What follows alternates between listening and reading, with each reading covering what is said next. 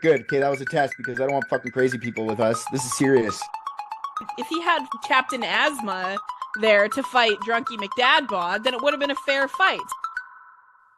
Welcome to Unethical Podcast. I just found these two girls nearly together classmates life. Had a fellow passenger on a Greyhound bus basically walking the streets of Winnipeg unscrewed, and the decision is causing concern. Facing the schizophrenic and we found non-criminal responsibility.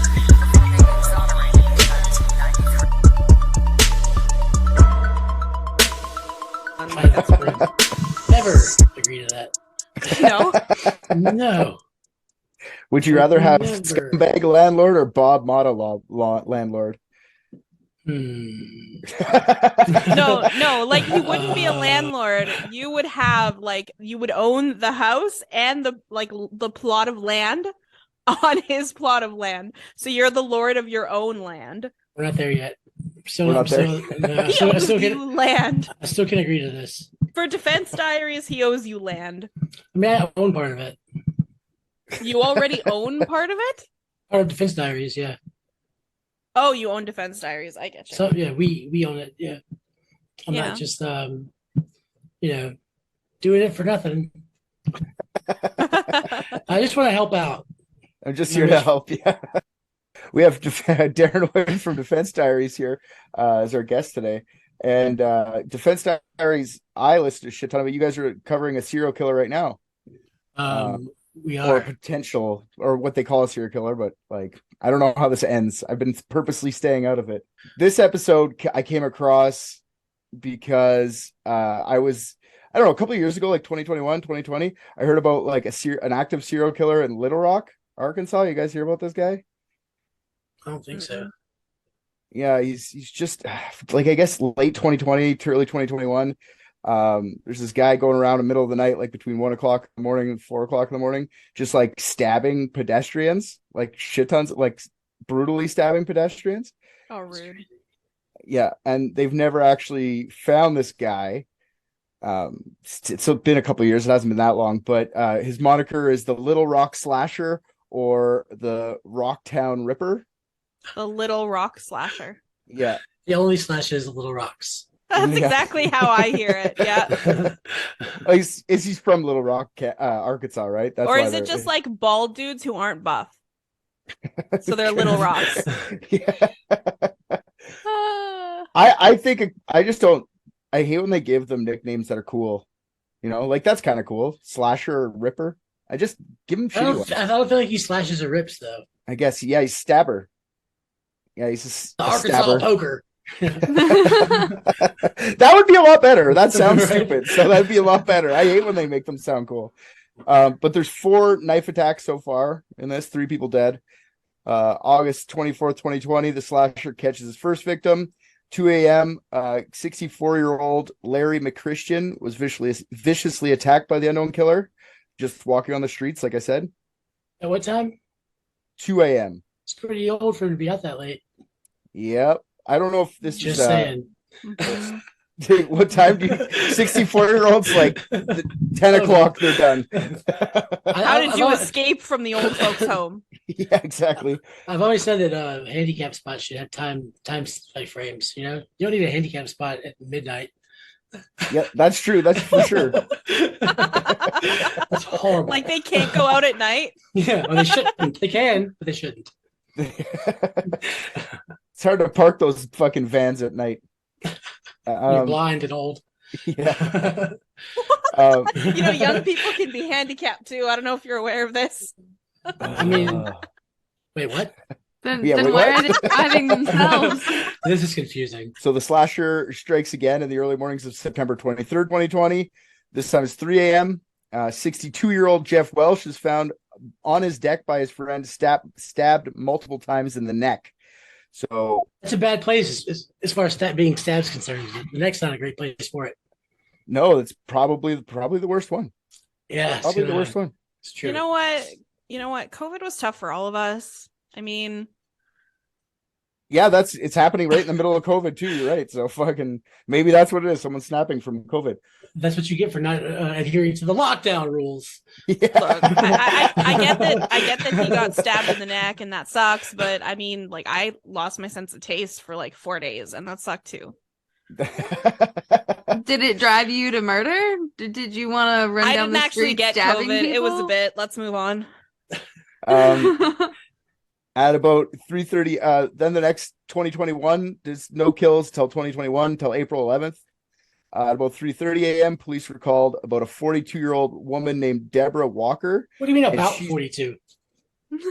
Sorry, about a woman. I said my sentence improperly. Police were called about a woman, 42-year-old Deborah Walker, and she was stabbed 15 times. Walker was alive when the police arrived, and she gave a description of the man who had stabbed her. She didn't see which direction he went, but she did say that he was a 6-foot tall man, young, slim, and black. Oh, of course. She said that he walked right up to her with a knife in his hand and just starting stabbing her for like no reason at all. He just right in the street stabbed her. She survives. So Just saying, I guess- the youngest one is the only survivor. so far, yeah, the only woman is the only survivor. Are you Yeah. sure she said that he was 6 feet tall and not that he wasn't standing 6 feet away from her? With the stabbing motion, 6 feet stabbing. That's what is. Yeah, this? no, that's what I'm saying. I'm saying, what if she was just complaining that he wasn't 6 feet away, and they were like, so 6 feet tall because they didn't want to listen to her anymore. It's a COVID joke. I get it. None of my COVID jokes are landing, but you know what? It'll work. It'll infect you all. Just wait. Over 3. It's because we can't see you. That's why it's not funny. Yeah, Oh, and I can't maybe. see the cheeky eyebrows or whatever when you're saying it. I don't know. Eyebrows. Hey, speaking of cheeky eyebrows, you remember when I made that picture of Yeah, us that with both of our faces and the cheeks had eyebrows? Anyway, go on. That was amazing. This lady survives, so I guess maybe the killer hears that she doesn't die or something, because 27 hours after that, the little dick slasher strikes again. I'm going little dick slasher. Love that. Oh no, watch out, everybody with little dicks. People got a call about a man who was stabbed multiple times around the same area, the first 3 victims. His name was Marlon Franklin, and he was 40, so he's actually the youngest one. Franklin was a homeless dude, so it took them a long time to identify the body, and it was hard for them to figure out exactly how long he'd been dead for. Like, he'd been there for how not, could have been 5 minutes, could have been 10 hours. They don't know really when he died. Wait, what? They just found him randomly. He wasn't like fresh dead. He wasn't freshly dead. There are stages of things that happen in a certain order Well- after you're dead to help you determine these sorts of things. True. But a lot of this Not stuff, in Arkansas. no, it's not that. A lot of this stuff, a lot of the details of this stuff isn't really public knowledge yet, because they haven't really found this guy. So they're not really saying, I guess, the police exactly when he was stabbed. They're saying later on, the next day in the evening.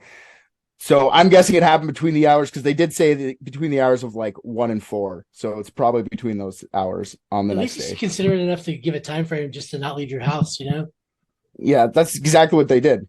They put out a public safety warning. Like at the end of April, LRPD Chief Keith Humphrey, he makes a public aware of the slasher, and he puts out a public safety warning. He stated strongly that he believed all 4 victims were connected. I just want to show you this guy because he put out this thing. I want everyone to understand that this got shown out to everyone, and this guy's a dork and a half. Second thing, he sounds like he has like a speech impediment. Anyways, he just looks like a dork police officer or police chief, and he's out there warning everybody about a serial killer. Which I'm Keith Humphrey, Police Chief of the Little Rock Police Department. Part of my duties are to work to acquire and maintain a consistent level of safety in our community. To date, there have been 22 homicides in 2021. Regrettably, that is part of what I want to inform you of today. I also want to inform you of a known threat to our community. In early April of 2021, our communications department received a call of a cutting in progress. We responded. The victim in this case lived and spoke with detectives about the experience. Days later, we investigated a homicide where a lifeless body was found on Wright Avenue. Detectives took information from those 2 cases and compared them to 2 homicides from 6 months ago and noted similarities in all 4 cases. It was determined then that these incidents could possibly be connected based off the evidence in each case. Therefore, a need to notify the public exists. Without compromising these investigations, I can say for certain that these incidents happened in the Midtown area. They also occurred between the hours of 1 a.m. and 4 a.m. Those who were walking in the area were randomly attacked. Here's what we know. The common suspect. He does look like a dork, but he also looks like he's too old to be walking around at night, so I'm not sure he's the best police chief. I can't believe that they only had 22 homicides in April in Little Rock. Up to April in Little Rock is how. So I was looking into this as it was coming out. Like, I guess I was a little late to the game. It was about June 2021, June, July, because I remember. Anyways, it was around then when I started looking this up, just out of curiosity. Active serial killer is interesting. And then as I'm looking this up, I start running into a guy who's calling himself Shadow Vision. And what the fuck is a Shadow Vision, you ask? I did ask that. Isn't that one of the Avengers? Not really. It's two of them.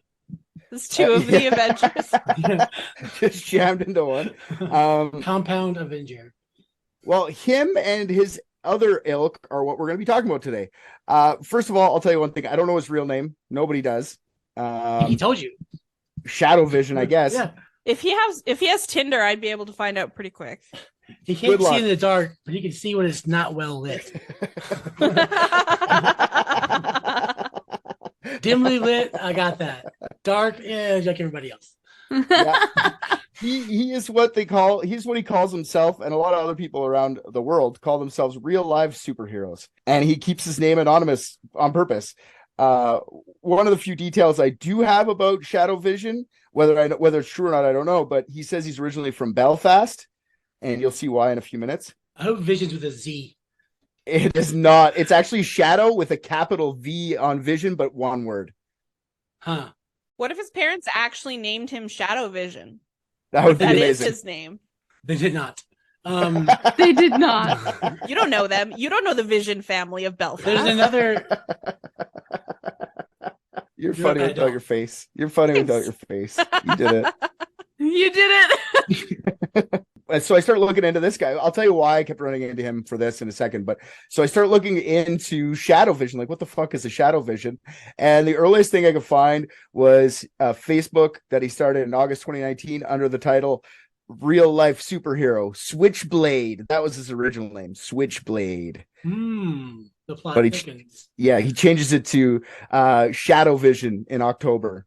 Well, when you start stabbing people, you're gonna want to change your name. You know? Yes.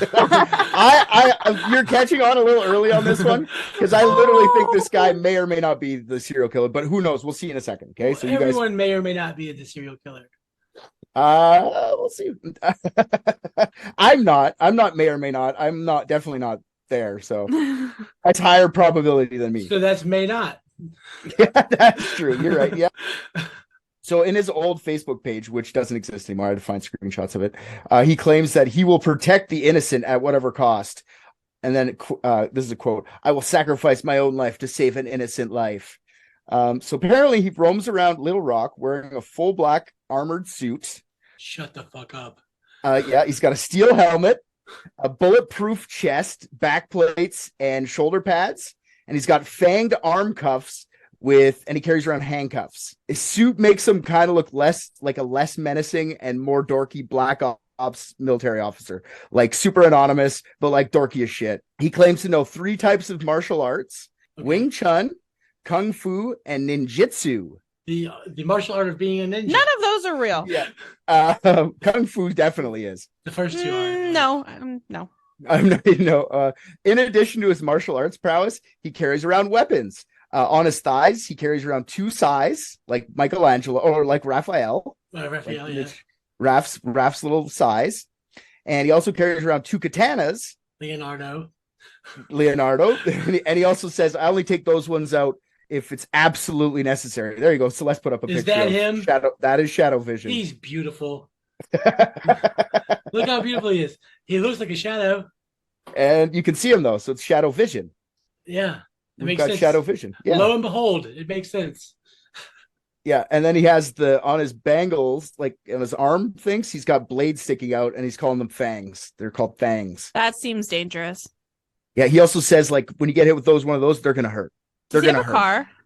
car? We'll talk about it actually. Oh, It's his grandmother's Mercury. I'm just saying this looks like a man who takes public transportation, and that is a hazard. If it is Well, yeah, I rush agree. hour. Ray knows fangs in, bro. It's tight on the bus today. Exactly. I'll answer your question then, if that's that's the joke. Yes, he takes public transportation for sure. Okay, so See, there you go. But he's on the bus and he's like, "Hey, fucking teenage bullshit hooligans, stand up! There's a pregnant lady, or I'll fucking hit you in the face with my fangs." So I mean, They're gonna hurt. it's useful. They're gonna hurt. They will hurt. Fucking gonna hurt. He says the whole costume and weapons cost him $28,000. $28,000. $28,000. what? Oh, he's ballparking. He's ballparking. No one that can afford $28,000 worth of armor rides public transportation. Shadow Vision Right. is in Little Rock too, so that's where he's based, in Little Rock. And when this came out, he was telling everyone he's hunting the serial killer. So here's a quote from the Facebook post where he says this. He goes, "So this is a threat to you. When I find you, I will show you what I do to serial killers. I am hunting you right now." Do you think he said, "I'll show you what I do," because he wasn't really sure what he was going to do? Yeah. Because he's never done it before. As soon as I saw this, I'm like, I have to make fun of this guy. So I've had him on my for a while. I wish I could zoom in on his helmet because I have questions. Yeah, sure. It's got a GoPro attachment to the front of it. I'm pretty sure. Darren. Which is what he's trying to do with his serial killer hunting career. He's trying to go pro. Yeah. I'm gonna show a video of Shadow Vision after, so you guys can see. You'll get a nice close up of all of his everything. All of his ever. I don't want that. Even Well, his little not- rocks. I'm just talking about his armor, his weapons, his talk of karate. You'll get it all. So. Does he have instructional videos? Nothing. Shadow Vision was interviewed by the website oxygen.com. No COVID jokes for oxygen.com. No. For oxygen.com? No, sorry. Yeah. It's just not funny. It really picked up. Well, hang on. Oxygen. Hard to get that when you have COVID. Yes. There you go. We found it. Okay. So, and according to the article, he claims to have exterminated, and this is quotes, 2 other serial killers years ago. One in North Carolina and the other in Texas. Killed? Like he's saying killed them? Exterminate. He said exterminated. But what he means is he killed 2 serial killers? Yeah, I think Doesn't that make him a serial killer? No, he has to kill one more. That's one why more. he's looking for the third, because he wants to be the fucking... What's that stupid thing that RJ... I mean, that... It is RJ, whatever. That stupid thing that he says all the time. The alpha, the fucking apex predator. There we go. Oh, yeah. He wants to be the apex predator of serial killers by killing serial killers until he is a serial killer. I guess so. I guess that's what that's why he's hunting this one, so he can finally become the thing he hated the most. So yeah, I love that. He says he exterminated 2 of them. Shadow Vision claims he took care of those low-life serial killers back in the 90s. Shadow Vision does claim that he loves hunting high-ranking gang members too. That's what he said. He's like, it's my second favorite thing to kill. High-ranking gang members, guys. Close second. Close second. Shadow Vision also told Oxygen that he thinks that he is getting close. This is I think it's about October 2021, or sorry, June 2021. He's getting close to catching the killer, and that he has his name already, so he already knows who it is. And he's just gonna let them keep killing people instead of turning them in. Cool. I was just say, if he's hunting gang leaders or whatever he said, I thought he's got at least one by now. I mean, he looks pretty professional. He's a serial killer. He's a serial killer. When asked by Oxygen people, if he had a message to send to the killer, he said, quote, "I'm coming for you. I also want a one-on-one fight with you."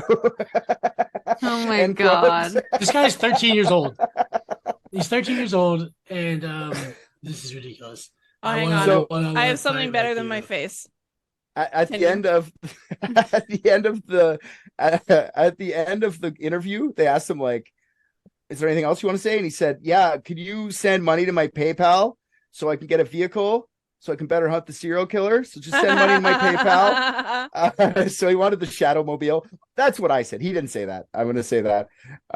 But he actually says to them he wants to get a Scion because they are, quote, agile and can take turns at high speeds. So he's begging for money to get a Scion. They don't even make Scion anymore. You want to use Scion?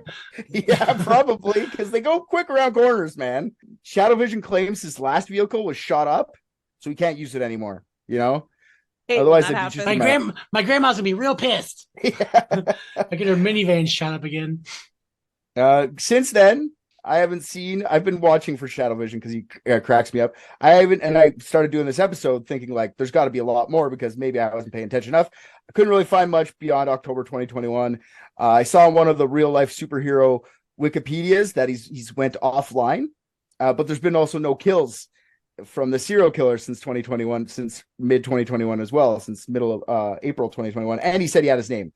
So I'm just saying. They're both training and preparing To fight each other. Yeah, it's like this last 2 years is going to be like a 30-second montage fight scene. Like it's going to be like for the so actual fucking fight. Sweet. I wonder what song they're gonna pick. yeah. I don't even know. I was going to say Out of the Tiger, but that's too like lame. It's got to be something like Real original, Richard. Real original. That's what I mean. That's what I mean. Like I said, I did hear about this and I'm digging a lot around it. So I go look them up. I wanted to bring you guys a video. So I find this video I find this perfect way to describe Shadow Vision for all of us today. So let me share that with you now. I'm so excited about this video. I mean, you can't tell from my facial expression, but I'm really excited about this video.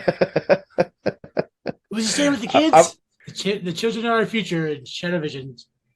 Shadow Vision is our It's fucking for the babies. I am a guardian. But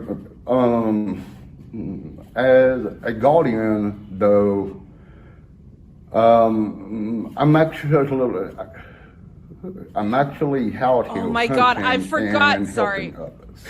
I forgot he's I English. would sacrifice my life to save an innocent one. Regardless He sounds like if it's Southern a and man, English. woman, or child. Just wait. Oh my God. Gangbangers, Who's Joe the Pino? serial killers, all of those. Serial killers. I hate letting them know, but I am here and I will stop them. I will hunt each and every one of them down and I will stop them. There's so many of them. I am Shadow Vision.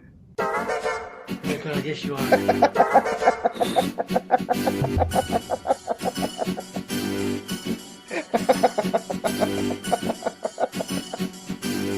Holy shit!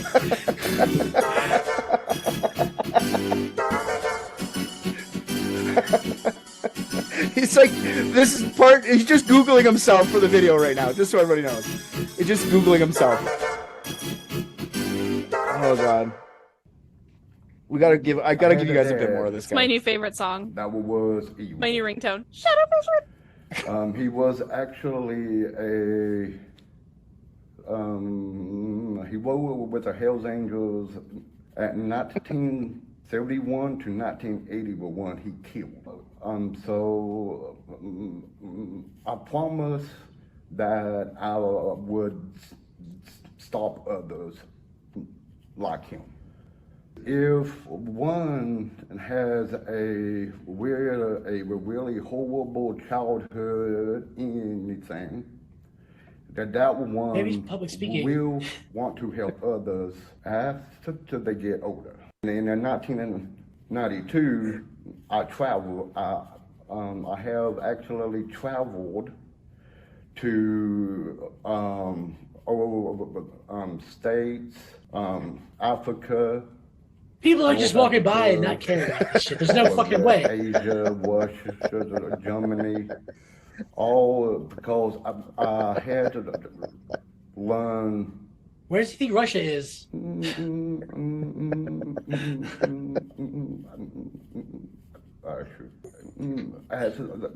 Okay, I'm sorry, but like, okay, so all I wanted to do was make fun of this guy when I saw him, right? I feel really bad. I know, we I'm- should feel bad because he's a fucking handicapped dude. Like he's He's not... like autistic, I think, man. but he's It's got crazy. a really severe stutter. Like, that's so sad. And everyone that takes, like, you don't get any indication of this by reading articles. You just go like, oh, cool guy with swords and shit. You see pictures, then you go listen to that. You're like, this guy is mentally challenged, and they're interviewing this guy. You know what I mean? I wanted to make fun of this so bad, I know it sucks. I feel like such an asshole. and we did for a bit, and it's not on purpose. We didn't know. You know what I mean? I feel like you trapped us a little bit. But yeah, I did a bit. I feel like you trapped us a little bit. I don't appreciate it.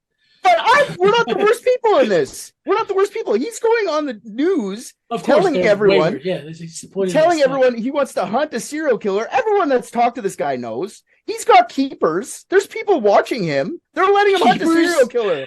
Yeah, does he actually have keepers? You can't call them keepers. Well, no, he could be high functioning autistic. I'm just saying. My point is, somebody's letting him say that in the news, and the news is printing it, and they all know what they're doing. Yes, I agree. That's shady. That is I shady. did not know what was happening until I watched that. So, anyways, Shadow Vision's either offline, someone probably talked him out of it, or he actually went out and killed that serial killer, and it's over. But I just wanted you guys to see what we're dealing with. This is the kind of, like, that's Shadow Vision. That's what I thought was going to be like a guy hunting a serial killer. He's not hunting a serial. The price of his equipment all of a sudden makes more sense. Mhm. You know, Yeah. Like Chris Chan with all his crap. Yeah. A lot of Pretty things much. make more sense. the ninjutsu. You get that now. I feel Yeah. really bad. He like It's Richard's created fault. this alter ego probably because he's embarrassed about his severe stutter. Yeah, and he's like, I'm not going to say that what he's doing is like taunting a serial killer is not smart, okay? But all the other stuff that he's doing too, he's giving out like food to homeless people. Yeah, He's doing but shit like that and doing community outreach. And he's like, he even says later in this video, it's like, I know I have a big speech impediment, but it just proves to you that like disabled people can do things too. And it's like, okay, you're like an advocate. for God disabled damn it! people, too. It's amazing. I can Yeah, hunt so- serial killers just as well as somebody with an IQ above 45. So, anyways, we fucked up. I did the same thing, so you guys had to come through the same journey as me. But what I'm saying is, Yep. That's not fair. it's not fair. It is fair. This is... You And didn't this do would it happen. while being recorded. So I just did it the same as you. I was making fun of him just the same as you. I But think you. I thought you knew already. Yeah, it came a long way here. Holy fuck. yeah, so I start getting more interested. So like, okay, this guy wants to get a scion, whatever. Is there more people like this? This is when I started asking this question, and there are shit tons. I'm sorry. We have to pause again. Okay, so this is obviously an older person. This isn't like a young kid because he was like, Yeah. "Oh, I traveled and learned martial arts when I was in 1992," and like, what if? Hear me out here. What if he's seen Scary Movie and he's playing Officer Doofy? But he's actually the serial killer. Sure, like you could be right too. This is like him throwing off the police. This is the video it throws out there. So like, oh, leave Shadow Vision alone. He'll disappear soon. Maybe. I think the stabbings were accidental. He just didn't have control of his fucking It could fang be. jet. Yeah, he's just trying to do jumping jacks late at night. Accidentally fang some passersby. It happens. It's awful, but the media did this to this guy, not me. I feel bad for him. Honestly, I do. But my God, that's hilarious and terrible at the same time. Maybe this is the moment of like the other. What's the usual suspects? Like maybe he's the whole time just in front of our face. We didn't know. This is the big twist. Who knows? I doubt it though. Kaiser Sose? Yeah, Kaiser Sose. Maybe this is Kaiser Sose moment. I doubt it too, but I'm just saying, like, keep an eye on this guy. This is Yeah. especially since It nobody won't be knows hard his to name. spot. Like people remember the special kid. It's a name that people don't forget. Like if all of a sudden like this special person just like blooped into existence, that's really suspicious. Oh, for sure. For sure. Someone knows who this guy, but he says he's from Belfast and he made his way to. He's not from Belfast. No, that's what I mean. That's not This the. is the social media age, man. Everyone would know if there was a special kid that is now a special adult being special on TV. A Belfastian? Belfastite. Yeah. So, Shadow Vision aside, I wanted to look into different ones. Is there more real life serial killers out there? Shit tons more. all around the Superheroes. world. Superheroes. Not Real superheroes. life. Sorry, real life superheroes. Yeah. That's correct. Real life superheroes.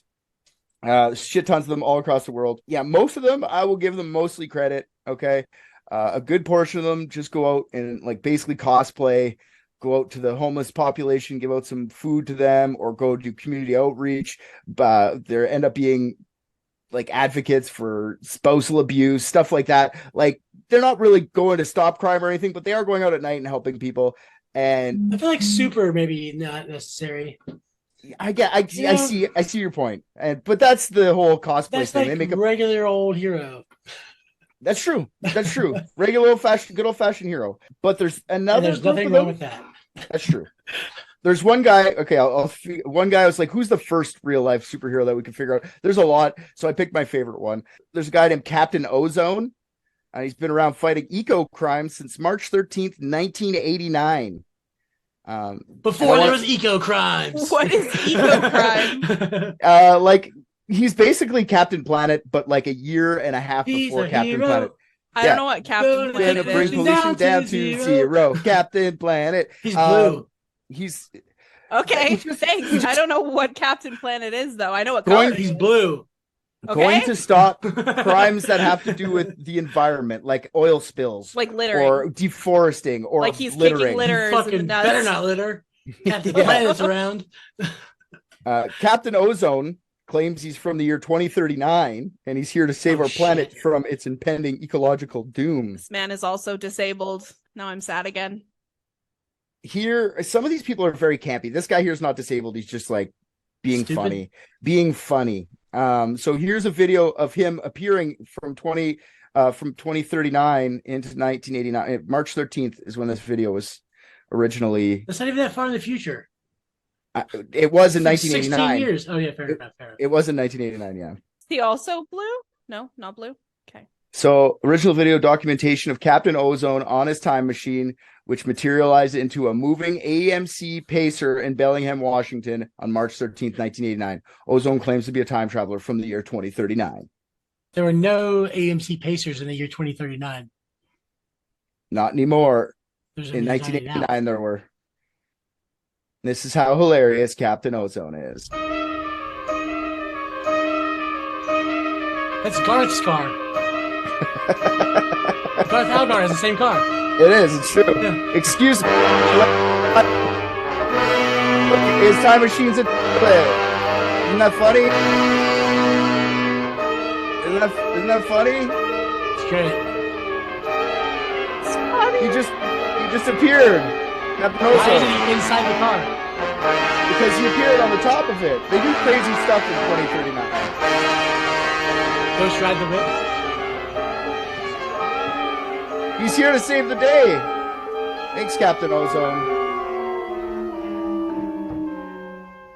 So he is blue and he's wearing a thong and he showed up on the top of a shitty car sitting on a toilet that was attached to the roof of the shitty car and cut off traffic. That was how he entered the year mall. 1989. Exactly. That's Or how the he mall. entered the mall. Yeah, that's pretty much right. So Was he the JC Penney? He just, I need to get a new thong. His thong is riding up too much. It was obscene. It was pretty good. So that's Captain Ozone. And there's fucking so many more. Like I said, all over the world. There's like a whole Wikipedia where they're listed and divided by country. Like fucking, let's look. I was just give examples of whatever. Pick a country. I'll tell you one right now. Pick a country. Belfast. Belfast? I'm pretty sure I just saw Belfast. I did Shadow not see Vision. Belfast. No, yeah. Here's a Canadian one. Okay, this guy's name is where's the good one from Canada that I saw? See, Captain Planet is way more jacked than that guy. Yeah, for sure, Captain Planet. But everyone keeps saying he's just a ripoff of Captain Planet. But he likes to say, "I was out a year and a half before Captain Planet." Thank you. That's the whole How reason. fucking dare he? But if he's from the future, then he wasn't. Technically, he's That's not. true. yeah. That's He is true. a So future ripoff of Captain Planet. That's how he chose 89. He went back before Captain Planet He was started. from the future, and everyone kept shitting on him for being Captain Planet. And he's like, "Oh yeah, I'm gonna go back before there was Captain Planet, and then I'll be the original." that's true. Yep. Yeah. fucking guy. So here's a good one from Canada. His name's Polar Man, and he's from Iqaluit. I don't know how to say that. Celeste. Iqaluit. That's how you say it. Iqaluit, Nunavut. And what he does is he shovels snow off sidewalks and keeps playgrounds safe for children during the day and patrols the streets for criminals at night, wearing a black balaclava. I was about to say, when does he sleep?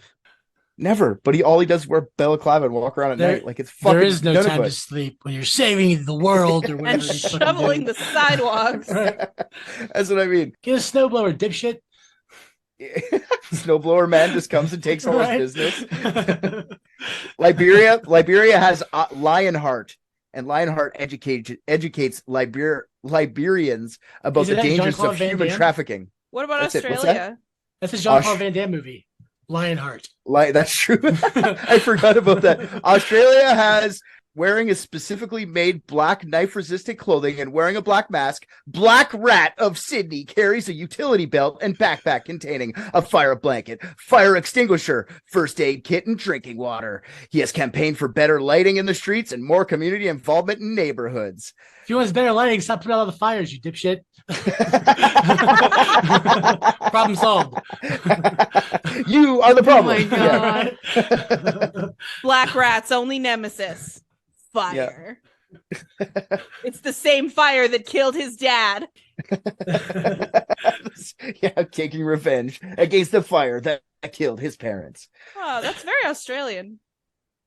Okay, Dex, here's Finland, and I'll move on. Finland, Dex Laser Skater has been patrolling the streets of Helsinki since 1997. He has modeled his alter ego after the short-lived comic book Skate Man.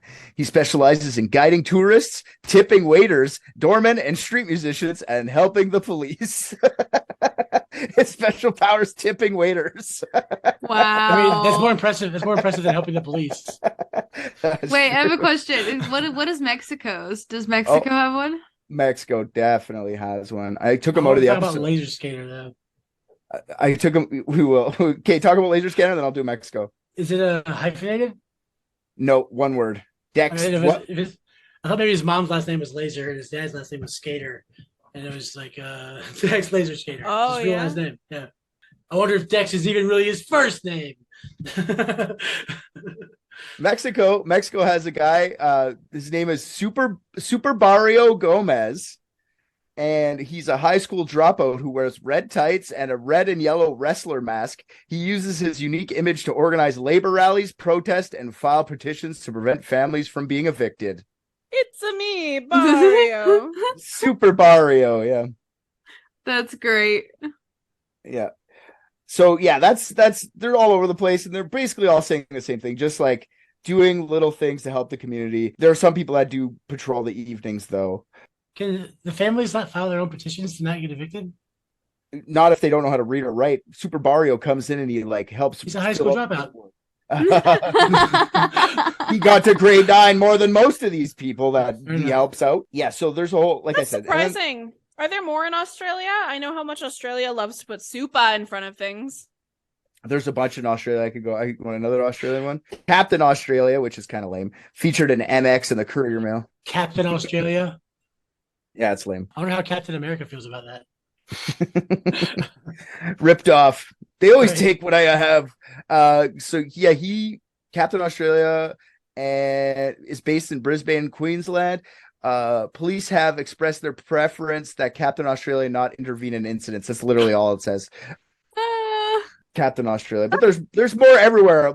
Maybe he's just Lieutenant Australia. Yes, there are others. Most of them do all the community work. There's others, however, like Shadow Vision, and they patrol the streets at night in their costumes. Then I came across our piece de la resistance, Mr. Phoenix Jones. This is going to be the most of the episodes about this fucking guy. Most of the episode. Wow, it. we've already covered so much. Yeah. Well, we just talked about a serial killer quickly. Yeah, speaking of which, sorry, did we reach any resolution there? Shadow Vision and the serial killer are both still on the loose. Yeah, they're still on the loose. There's no updates since late 2020 on either of them. Or late 2021, sorry, on either of them. The only thing I do know is that all of Shadow Vision's like social media has been taken down. So I'm assuming he's just like they caught him. Yeah, or he's just done. Like There's no time for social media when you're training. Exactly. You can't have distractions.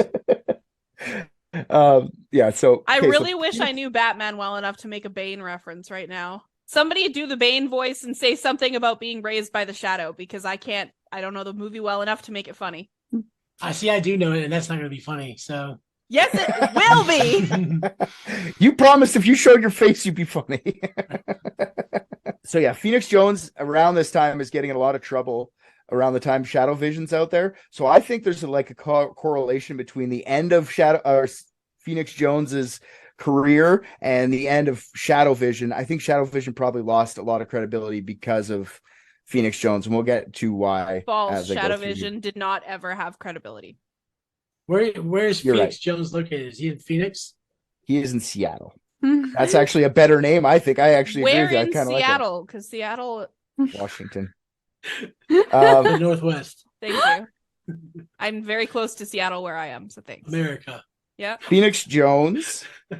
We do know his real name. It is Benjamin Fodor. And he is, I'm not sure if he's still active or not. He's up and down, this guy, but Did you ever really retire from superherodom? I guess You know what not. I mean? He tried to, but we'll see. Every if he time I actually went out, they drag me back in. Michael Corleone or whatever. Yeah. So he was the Seattle guy. His story is a little crazy, so I figure this whole episode should focus on him a bit more than Shadow Vision, because like I said, Shadow Vision isn't really prominent and went back into hiding, I guess. So let's talk Jones. Superhero Phoenix Jones, real name Ben Fodor. Fodor doesn't reveal too much about his past, but I do know a few things. Fodor was born in Texas on February 11th, 1988. He says that he was given up for adoption. His parents just dropped him off at the, I guess, adoption place. I don't know how that works. Like a pit bull rescue. Yeah, but he said it's only him. All his brothers and sisters never got dropped, just him, because his dad found out, I guess, his mom was cheating on him, and he wasn't his dad's kid, so his dad said, "Get rid of that kid." But let's stay together and have more children. I guess so. It doesn't make sense to me either. This guy's a little bit full of shit. So I'm gonna go a lot, actually, full of shit. Yeah, I also know that as a young man, Ben Fodor was a bowling champ, like under 18 champion of all of bowling. He's got 2 perfect games on his record, which is pretty rare for anyone, never mind a under 18-year-old. He wears a costume that's black and gold, and it's got like a gold chevron, like a black suit, but just like a gold arrow pointing towards his chest. And he calls it dragon plate armor. Apparently dragon plate is supposed to be bulletproof and stab resistant. I feel like he hasn't field tested that. Yes, he has, actually. A lot. This guy's crazy. So he also has a black and gold rubber mask that matches the suit. The armor isn't plain. The chest has like a 6-pack on it, so it's not just like it's got a fucking chest 6-pack. It's pretty good.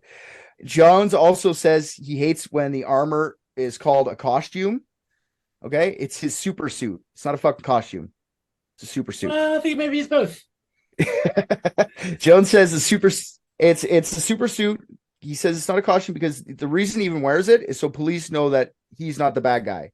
You know, when he's out there stopping crime and the cops show up, they're not going to just shoot him. They see, oh, that's Phoenix Jones helping out. He's bulletproof anyway. Yeah, exactly. Why waste the ammo? Jones also carries a bunch of weapons and stuff like that. He's got a stun baton. He's got pepper spray. He's also got handcuffs and a first aid kit. I feel like his weapons are the first aid kit of weapons. There's Phoenix Jones right there. There's a good picture of Phoenix right there. I don't think those abs are built into the costume. Oh God! I think he's just ripped. Well, I'm going to tell you, he is ripped. He's an amateur MMA fighter and claims to train for bouts, his bouts on the streets. And he's actually got a professional career, a record going for MMA. He's actually fought real fights. I would actually request a professional. Before, if you're going to come save me, can you at least be a professional MMA fighter? He's got, I think, 22, or 21 fights, and he's only lost 5. He's won 7, tied 1, I believe, or something like that. I can't remember how much. No, I know. It's it comes up later. He started patrolling the streets when he was a victim of robbery in 2009. The story is he's saying it like he went to some water park. He didn't say which one with his kid, and when he got back to his car, The window was smashed out, and everything valuable was stolen from his car. And the only thing that was left at the scene was a black ski mask. Yeah. What the fuck? He doesn't have a ski mask on to steal from someone's car. So top the whole thing off, his kid tripped, I guess, and fell on the glass and cut himself on his knees pretty badly. So like he took that fucking mask and said, "I'll get you, whoever did this." Oh, I misunderstood that. I thought he picked up the ski mask, put it on, became this like alter ego or whatever, had shit peripheral, so he wasn't watching his kid. The kid tripped and fell in the glass, and he was like, "Stupid mask." No, he just saw the mask. That was the only thing left there. His kid fell in it, started bleeding. He calls the police. Police say, "Hey, man, really not much we can do at this point. Just we'll put in a report and we'll see if we can find someone at some point." But it's really that's why he he carries the first aid kit. Yeah, exactly. For kids' skit knees. For sure. What was in the car to steal? His bowling trophies? Yeah, exactly. Not much. I'm sure maybe some fucking loose change. Not much. Crackhead stole it, apparently. Crackheads broke in and stole his shit. Yeah, but the cost of the ski mask would offset the cost of what was stolen from his... I feel like this is an overreaction, is my point. Yeah, no, hey, man, he's more mad at the police, okay?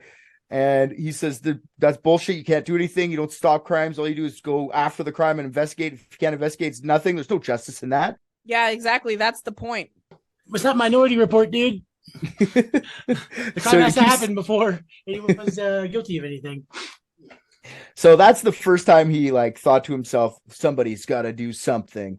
And then a couple months later, one of his friends was getting beat up outside of a nightclub. Not on my watch. And then Fodor, he looked in his car, his car, and he says, the ski mask is still in there. So he takes out the ski mask, puts it on, runs up, and beats the shit out of this guy. You know, it gets this guy off his friend. You kind of called that one, Celeste. I did. It's not even him, it's the mask. Right? It's like, you know, like The Mask, Jim Carrey. Yeah, Jim Carrey, yeah, totally. There's music playing in the background. What's that, Smoking! Or whatever the fuck. Yeah, my name is Cuban Pete. I'm the king of the rumba beats. When I shake my maracas, they go Did he boom, do that boom, while he boom, kicked the boom. shit out of him? Well, I'm in on the sky. Whatever, yeah. That's a song. So glad I remembered it. So he holds down this guy, he like punches him in the head, holds him down with his friend, wait for the police to come. The police take him, and he says to his friend, "Man, that was like some real superhero shit. We should do this all the time." Well, except for his friend who's getting the shit kicked out of him. Yeah. The friend is out of the picture now. He's gone full superhero mode now. I also love that the beating lasted long enough for him to make it to his car, find a ski mask he didn't even remember that he had, and still go. That's I don't know. Well, I assume he was going to the car to get the like first aid kit, right? Because he's like, "Oh no, his knees are going to be skinned." Oh my god. His knees are really terrible. Those are gonna be some hella skinned up knees. I need that first aid kit. So after this, he decides to ditch the balaclava because he says, "I need a costume or a super suit so police know it's me, not one of the killers." Did he take costume? He buys a costume. He buys the first costume in 2010. He buys this super suit, Richard. Super suit. God damn it. Costume. Yeah. So what he buys is like an old Batman suit. And he says the nipples were too big, so he just shredded down the nipples to flat, and then just like was his first suit. Was like a Batman suit with the nipples gone. So he's body shamed the Batman suit? Yeah, he body shamed his own Batman suit. Jesus Christ. That's amazing. So ever since then, he's been stopping car thieves, preventing drunk drivers from getting into their cars, and breaking up bar fights. There's even a rumor out there that he stopped a terrorist attack. An eco-terrorist? An eco-terrorist, probably. It was fucking Captain Ozone. Captain Ozone, exactly. Yeah. So he spends a lot of time at bars, eh? Yeah, he walks around at night, like patrolling the streets. He's claimed to be stabbed a bunch of times, shot at a bunch of times. Well, it's last call. Better go stand outside this bar. Yeah, he's definitely been stabbed because there are reports of him going into the emergency room with stab wounds, but being shot at, maybe not. He's been around gunshots for sure, but like, were they directed at him? No, I don't think so. Where's the dragon plate? I was just about to say, I thought you said his suit was impenetrable. Were they stabbing him in the nipples? No, he bought that nipple suit. It wasn't impenetrable at that time in 2010. Then he bought his next suit after he was shot and stabbed. He said he had to upgrade his super suit to a stab resistant bulletproof dragon scale suit. After all, he got all stabbed a bunch. Then he had to upgrade to like the more expensive one. He says his suit's like $9,000. With more So petite nipples, yeah, for sure. yeah, with normal nipples. I mean, how can he be out there saving the people if he's recuperating from injury? It makes sense. Yep. It's a solid investment. Yeah. He records all of his what he calls saves, and he would post them to YouTube. Here's a video entitled "Phoenix Jones versus Helicopter Dick." I'm sorry. Phoenix Jones versus Helicopter Dick.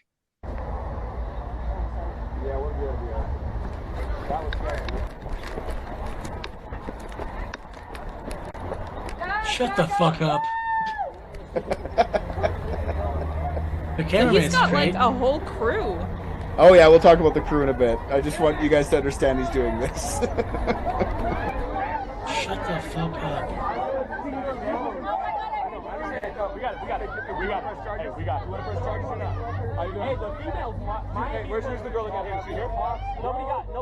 And the club security's like, leave us alone. Go We're away. good. Go away. We're We got good. it. Go away.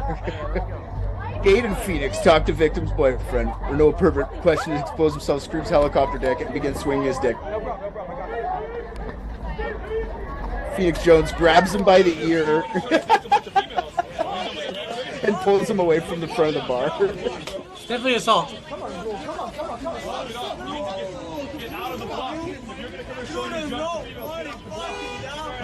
That is a fun fact.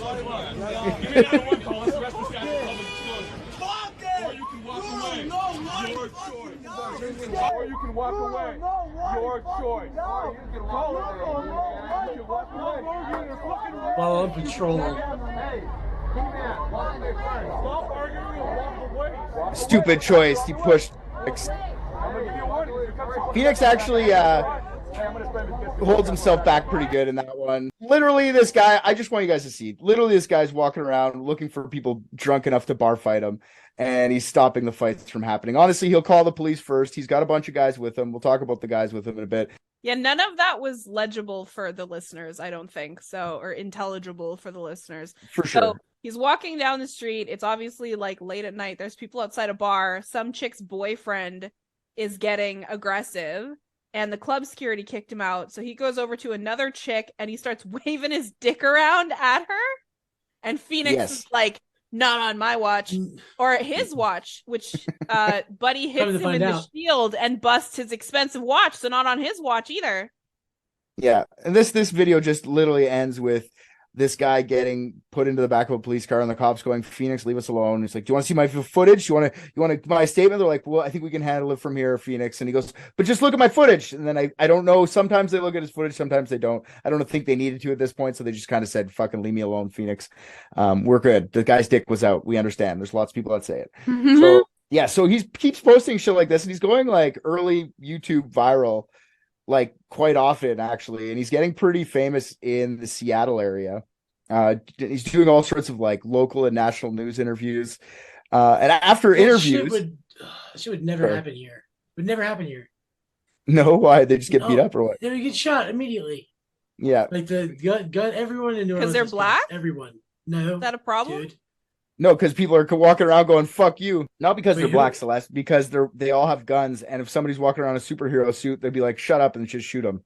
Oh, I was like, I thought New Orleans was like really cool with black people. I don't understand why he would get shot, but I get it. Who said anything about being black? He is black. He's a black man. Oh, yeah. See, I didn't even know. Not because he's black. Not at all. No, he's a black man. That's why I was confused. New Orleans is cool. I was like, I don't think they would just shoot a black man, but no, I misunderstood. It has nothing to do with that. Yeah. Okay. Yeah. Okay. So he's doing all sorts of like interviews, and at the end of interviews, while there's still like live interviews on the street and stuff like that, like whenever he's doing interviews, he'll give out his phone number and say, "You guys want to join up? Call me here, and you can come join me and my superhero crew. We're gonna start a superhero." Let's fucking call him. No, it's done now. It's right. We can. It's done. It's over. It's far. It's long over. But at the time, lots of people called wanting to join up. At one point, he had a group of 12 masked vigilantes, including but not limited to Evokes, El Caballero, his girlfriend, who she called herself Purple Rain, Ghost, a guy named No Name, Midnight Jack, and there's just like so many of them. How'd she spell rain? Rain as in like rain it in, not like Yeah, rain okay, coming good, down. Good. Oh. Perfect. I was hoping so, yeah. Yeah, it's not like it's not a Prince song. Yeah, it's not a Prince song. So yeah, and when he got these people to come, they would have to meet him at a certain place in the middle of the night, whatever street corner it was. And he said first thing you do is you would sit with them and be like, okay, what's your superpower? And be like, well, what are you talking about? We don't have a superpower. Get the fuck out of here! Stop wasting my time. No, he did the opposite. He did the actually the opposite. He's like, good, okay, that was a test because I don't want fucking crazy people with us. This is serious. Okay. Yeah, I know you can't fly. If you said you can fly, you'd be out immediately. Let's do this. So a couple people actually apparently got kicked out during this, and you beat you up at night, and he would make you do training, a year worth of fucking like tryouts to get onto the team, like a year. You'd have to fucking do running at night. You'd have to go like with other like him to go to patrols and like listen to his commands, stuff like that. If you wanted to join, it was a year-long process of different stupid shit that you'd have to do at nighttime. Hey, fighting's no game. Crime fighting's no game. This is real. You should be taken seriously. Especially, well, I mean, unless you have impenetrable armor, then you can kind of do whatever you want. Yeah, I guess, but I mean, at the same time, you should probably do it at all, but we'll talk more about that later. Between the time Jones starts his crusade until the end, he's arrested over 100 times for multiple things, including assault. The assault charge, the first big assault charge, was because one of his patrols in October 2011, him and his Rain City superhero, that's what they called themselves, the Rain City superheroes. Is this also like rain it in? Or No, this one's Oh. like rain, like coming Rain's down. not in Seattle. See, that's confusing. Yeah. Purple Rain doesn't come up too much. No. Don't worry. Yeah, him and his Rain City superheroes pepper spray a couple of guys they think are in the middle of an unfair fight. It's like apparently there's 6 guys fighting one guy, so Phoenix runs up and pepper sprays the fuck out of them just in the middle of the street. And Can't do that. when they pepper spray the dudes, they said that they were fighting. They end up getting the guys' girlfriends that are standing around too, so we pepper spray like a shit ton of people, not just the You can't guys that pepper were spray in the one fight. person. You just pepper spray everyone in the vicinity. Yeah. Yeah. So the girlfriends get pissed. As soon as they get pissed, they're like, you fucking pepper sprayed me. They run at him with their fucking shoes because they're sitting outside. They have their shoes off. And they're like hitting him with the shoes. He's like, oh, don't worry. I've got protective armor, but you shouldn't be hitting me. It doesn't hurt, but like, stop doing that. He's like, he's being fucking Phoenix Jones about it. Classic Phoenix. Yeah. As she's swinging, she kind of falls down forward. And as she falls down, all the guys see this and they think that, I guess, Phoenix fucking did something to the girl. And they kind of charge up to come beat the fuck out of Phoenix. Wait, the people that were once fighting each other? Yeah, because they think that they think that he just hit a girl, but really he didn't. He was just standing there. There's video of it. And as they're running towards to come fucking kill Phoenix, that's when the cops pull up because they have like a system. As soon as they see something, call 911, and then they go do stuff. So the cops pull up. They end up arresting Phoenix and letting those other guys go. He didn't show him his footage? He will eventually, so he gets off of this. But the girls say that like it was all Phoenix. He just came up and said, "I'm gonna pepper spray you. I'm a superhero." It's obviously that's not what happened. If you see the video, they just don't want their boyfriends to get in trouble, right? But he ends up being charged with assault. The DA threatens Phoenix that if he doesn't stop fighting crime at night, he's going to expose your secret identity. I'm going to tell everyone who you are. So right? he fights crime during the day. During the day, exactly. Yeah, exactly. But Phoenix isn't stupid. Honestly, out of all the things Phoenix is, he's crazy, does very egotistical, egomaniac, thinks he's better than everyone else, but he is not a dumb person, I don't think. So he tells the DA in response to that, like, you already exposed my identity by charging me and putting me through the court system. You think I'm just going to stop because you said you're going to do what you already did? Like, I'm not stopping. So DA's like, whatever, you do you, I'm doing it then. So he goes to court, his first hearing, he goes full costume. Okay, because he says Ben Fodor isn't being accused of the assault. It's Phoenix Jones. What I was going to say. Yeah, so Phoenix Jones has to come to this. As soon as he gets in front of the judge, though, the court officer makes him take his mask off. Take your fucking mask off. Yeah. No hats. Which he does instantaneously, takes the mask off, and he talks to the judge for a couple, but he puts it right back on and continues the hearing. Phoenix plans. After the hearing, though, he plans a press conference. Tells everyone, once this hearing's done, I want to talk to everyone. So they come, he goes outside, and he reveals his own identity before the DA can. Ah. Suck it, DA. I'm Ben fucking Hodor. Yeah. Here's the video of him exposing himself. Hodor? Wait a second. I thought he was against people exposing No, I themselves. thought, I was supposed to say we already watched the video where they expose themselves. Not what I meant, but you know, here's who. propeller dick. Oh, actually, look, I'll give you a little clip of the actual thing that got him arrested as well. Phoenix Jones was in court yesterday in Seattle, accused of pepper spraying people. He says that he was breaking up a fight, self-defense. He's got to get a new And camera outside person. court, he has revealed his identity. He's running from her. I'm Phoenix Jones. I'm also Ben Coder. I'm just like everyone else. The only difference is that I decided to make a difference and stop crime in my neighborhood, in my area. That hair is amazing. I intend to keep making that difference. So he literally says to the interview, like, I'll tell you about where I got a lot of this information later, but he tells the guy that, like, I watched the Iron Man scene like 10 times before going out there. When Iron Man exposes himself, his own identity, he's like, I needed to go out there and, like, I need inspiration. So he's like drawing inspiration from Marvel movies. It's great. Yeah. So actually what this did was, when he exposed his identity himself and it got on the news and everything, it actually resonated with the people of Seattle in a good way. He kind of got off scot-free from the assault. Everyone was like, he's just trying to do his best he can. He kind of made a mistake. He's not a great pepper sprayer. Yeah. At the end of it all, the DA had to drop the charges against Phoenix or Fodor or whatever the fuck he wants to go. Whoever's getting charged, I don't know. Here, I'll show you one more quick video of him on Fox News talking about why he won't get charged. And he was right. He wasn't wrong. When the sun sets on Seattle, an ordinary citizen becomes a dark knight known as Phoenix Jones, a costumed crime fighter armed with only a can of pepper spray and reckless abandon, patrolling the Emerald City in search of civilian villains. Kelly's Court first. Why are you wearing that costume? It's my super suit. It's bulletproof. It's stab resistant. It Really? gives me, I guess I found it's pretty shoe resistant. Gives me a little bit of extra comfort when I'm on the why? streets. Why do you wear the costume? Why do you do that a this as costume, a bitch? superhero? I think you have to draw attention to the fact that crime's not okay, and that there's people running around who are just out of control.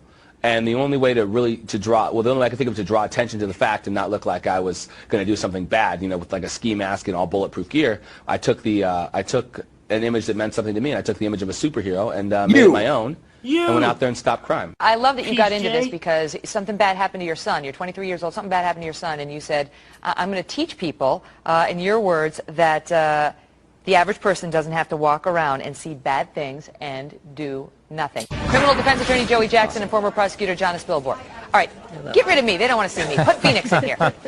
Okay. Well, I want Phoenix in our panel. Joey, let me ask you, as somebody who has handled many criminal cases, what do you think? Should the DA, who is considering charging Phoenix with assault for the pepper spray, should he go ahead and do it?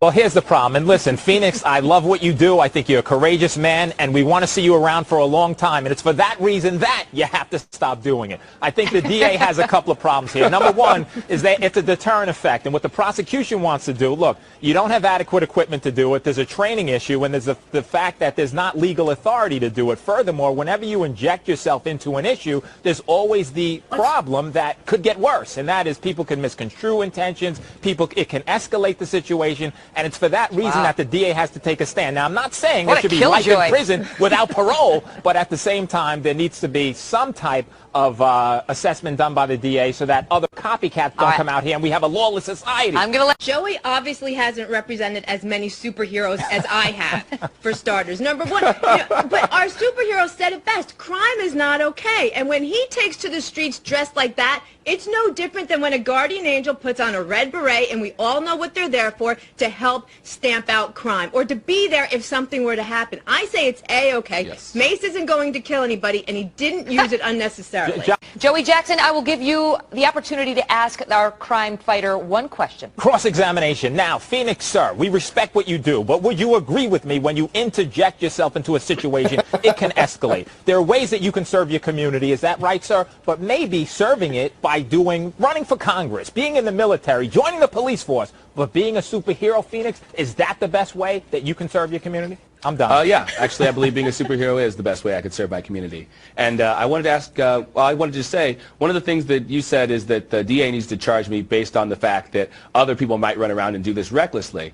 I'm not doing it recklessly, and we should look at the facts of my case. And the facts of my case are that the police report does not match the video. The evidence doesn't show that I excessively pepper sprayed anyone, and I haven't done any crime. So I really appreciate your stance, though. Thanks. Amen to that. Thanks. Well okay, done. Jonna, would you like to... And literally, that's how he gets off. Like, they don't really have too much evidence. He just denies it. He has video. They don't. They just say whatever. So they... I hate listening to lawyers answer questions. Yeah, there wasn't even a question. That was So like fucking 3 paragraphs. Yeah, that guy was so... He's like, oh, one question? Here, let me say like 18 more things just to hear myself talk. Yeah, so him getting arrested got him a lot of plus points for the Seattleites, but it did actually give him, it hurt him. His unmasking did hurt him in a way. He lost his day job. No. Yeah, this guy actually has a whole life going on during the day. What did he do? A substitute teacher. He worked with disabled kids. So wow. Yeah, the company that he said he worked for fired him because he was going out and putting himself into dangerous situations, and people might want retribution. They don't want anything coming back to the kids that he watches throughout the day. So they said, Green Goblin showing up, throwing bombs at you while you're watching. Yeah. Makes sense. Makes sense. Yeah, so they just didn't want it to end in some sort of potentially dangerous situation for the kids. So now Fodor's jobless, and the Seattle police and Phoenix are in a battle. So stress is starting to pile up. He's getting lots of popularity, sure, but there's stressors starting to peek into his life. Popularity don't pay the bills. Yeah, for sure. And he publicly goes on after this too. He starts going on tirades about the police on his YouTube channel, criticizing them constantly for not doing their job properly. In April of 2012, Jones gets to a scene after hearing 3 gunshots. So he's having communications issues, is what he's saying, with one of his teammates. They can't hear him on his radio, and he's trying to talk to them, and they're arguing about, like, turn on channel 3. He's like, I am on channel 3. Well, turn it up then. It's like, I just can't hear you. I can hear you now. They're fighting, and 3 shots ring out. Phoenix runs to the scene. There is a woman who was shot by a stray bullet right in the head, and he runs towards her to go see if he can help or whatever and see what he can find out. Just so you know, this lady's name is Nicole Westbrook. She's just a collateral of a drive-by shooting. She had nothing to do with anything. She just took a stray bullet. Her killer still hasn't been found to this day, which is really sad. Fuck. She's dead, yeah. But Jones was there at the time, and he thought that he saw a guy that was responsible for the shooting on the ground. He didn't know it was a drive-by. So he saw a guy like crouching, and he thought he saw a pistol on the guy.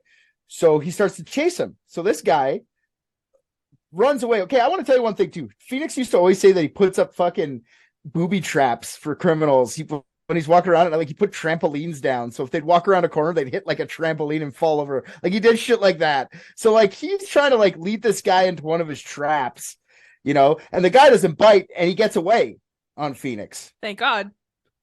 Yeah, and Phoenix still to this day, when he was being interviewed, I heard him in a different thing. He's crying about this lady. He's like, I couldn't help prevent her death. It's like, dude, she was shot before you were even on the scene. You had no chance. But he's like torn up about this. So this is another stressor. Wasn't his whole thing when his kid fucking scraped his knees that police can't stop crime? They just show up after it already happens. Exactly. That's why it's tearing up inside. His view on policing. He says the cops he applauds like detectives and stuff after they figure it out and they got to figure out stuff and then they grab the guy, put him in jail. That stuff makes sense. But he's like, policing doesn't make any sense. You show up after nothing. He's like, he wants to be on patrol at night when shit's happening and then stop it as it's happening. He's like, cops don't do that. So like, that's my job. You know, the cops are here for after. I'm here for now. So when he can't save, be fired from his night job too. Exactly. You couldn't even be there to save Nicole. That is your fault, Phoenix. That's how he looks at it. I don't look at it like that, but that's how he looks at it for real. Like, he thinks it's his fault and he still tears him up to this day, honestly. even though the guy he was chasing turned out not to be the shooter, but actually the intended victim. So he probably did have a gun. He was probably the guy that was getting shot at, and he just ran away from being shot. So the stress piling up on Phoenix, and he's starting to get a bit more weird and taking way more risks. And the public's starting to see this too, questioning whether he is actually providing a public service or if he's just causing more harm than good. And the other heroes are also starting to notice a difference in Phoenix. He's not showing up to meetings. He's being late all the time. Some guys were saying that he might be doing drugs. He might be doing other things, but no one was really sure because they looked up to him. Everybody looked up to him because he was the guy that started it. A lot of stress. Yeah. It's lonely at the top, Richard. It's lonely at the top. That's true. Phoenix, then he starts going on rogue missions looking for the guy who shot Nicole Westbrook. He says this himself. He went into a homeless encampment and tore the place to pieces looking for the guy because that's where he saw the guy direction he went. He just ripped up a whole bunch of fucking tents and shit, kicking down, getting in fights with everybody in the homeless encampment looking for the fucking guy. No, this is it. Now you're acting like a superhero.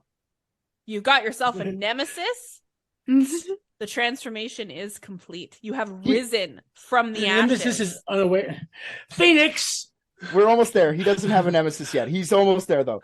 Here he finds the guy. This is what I'm about to say. He finds the guy who he was chasing, and he quizzes the guy, and he's convinced by that guy that he wasn't the guy who was making the shooting. Basically, he was the guy who was being shot at.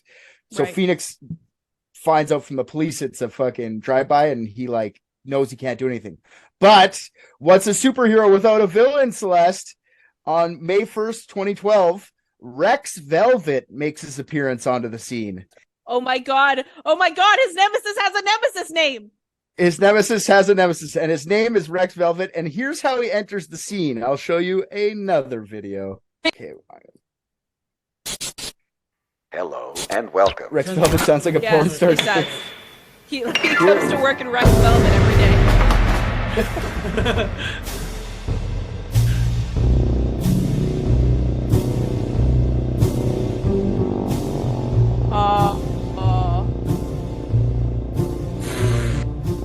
Destroy your pianos. My dear city. I can recall a time when I could leave this lair and conduct my duties proudly and without distraction. Slow montage of evil But shit now going he's on. out A there, social villains alliance. along with his silly gang of misfit Power Rangers disturbing the peace. How things have changed. Now our city is protected not by our once respected police force, but by a tormented, delusional freak in a mask. How did this happen? When I see that our boys in blue are being replaced by a hobo snitch in a mask, gallivanting around with a slew of nerds in tights, I have to wonder, what direction is our fair city heading in? The Rain City superhero movement must disintegrate. For far too long we've watched as our nation buys into its childish charade, and it's run its course. It's time to get real, Jones. The community would be better off without you. You're doing more harm than good, and I'm willing to bet that a sensible, sane majority would agree with me. You're a nuisance, a problem child, a snitch, a fake. You must be stopped once and for all. You won't find me hiding my identity, Jones. My name is Rex Velvet, the people's villain, if you will. Before you jump to conclusions, let me tell you that I'm a fair negotiator and businessman.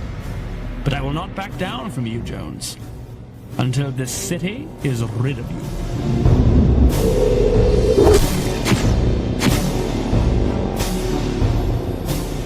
Phoenix Jones, you have met your match. Bollocks. Shoots a knife at a picture of Jones on a wall.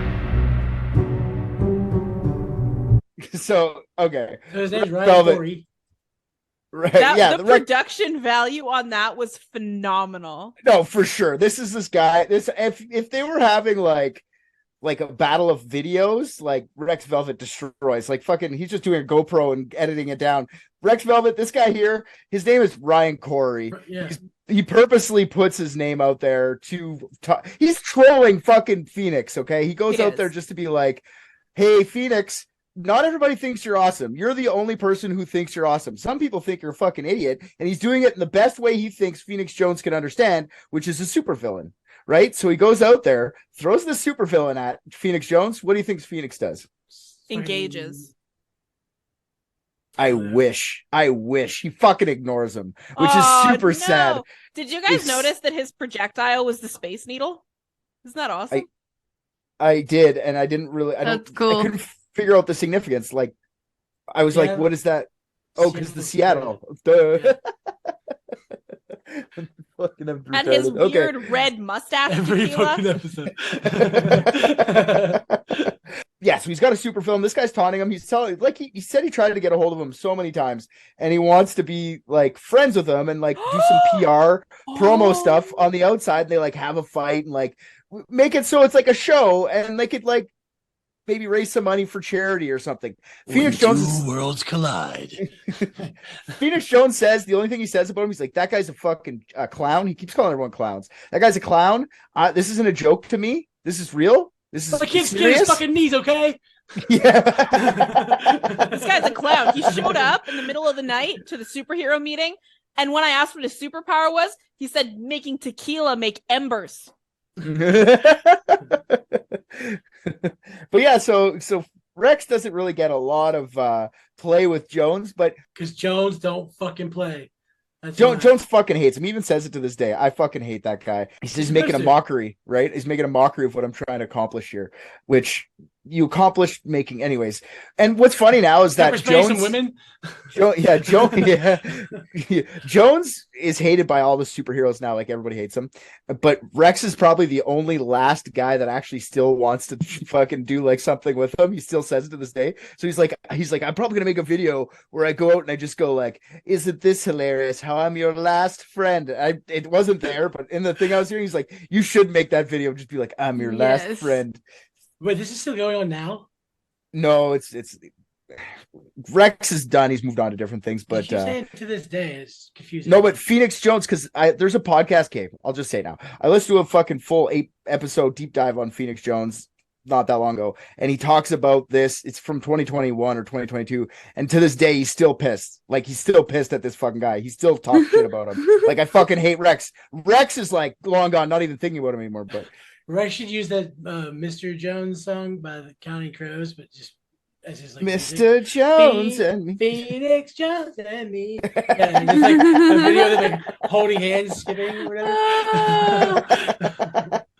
And to this day, when I say to this day with Rex, he interviews Rex in the documentary or the podcast, and he says like, I should make this video, but he never did. Rex and Jones never had a fight in the street or anything, so it kind of ends there, but it's still funny enough. Now I know this is May 1st, 2012, I said.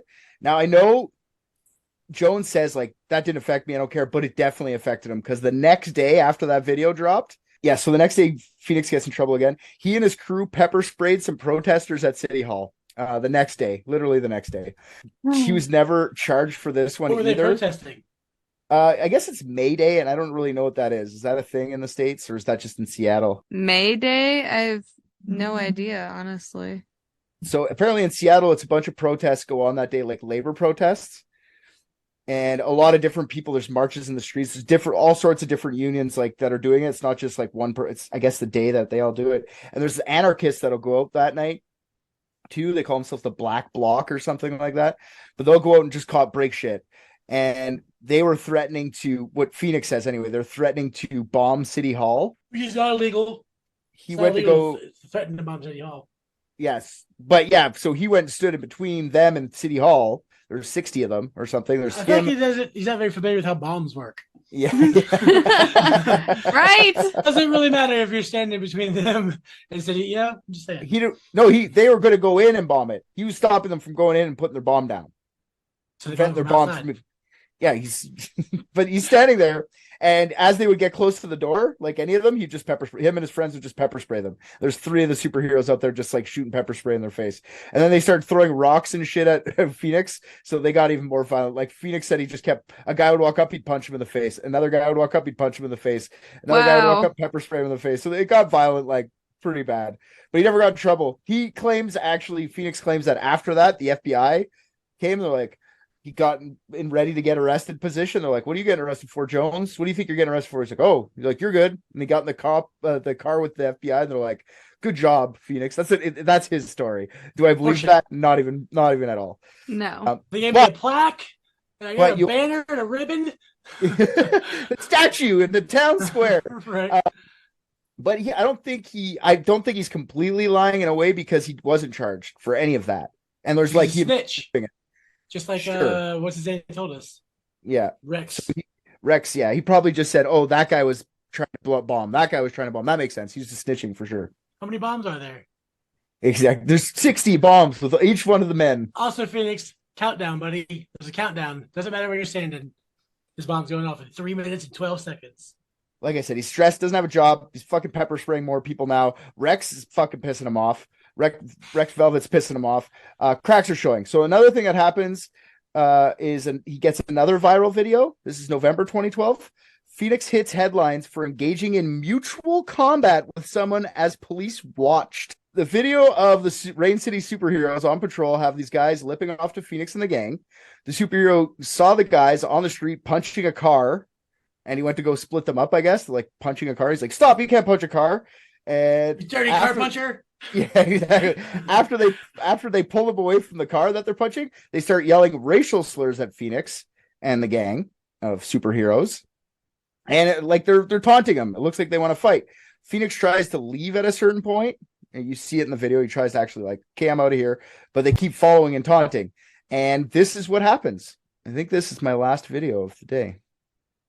Could you give me some examples of what some racial slurs against superheroes would be? Because I'm not sure what they would be. It's because he's black, and it was the N-word.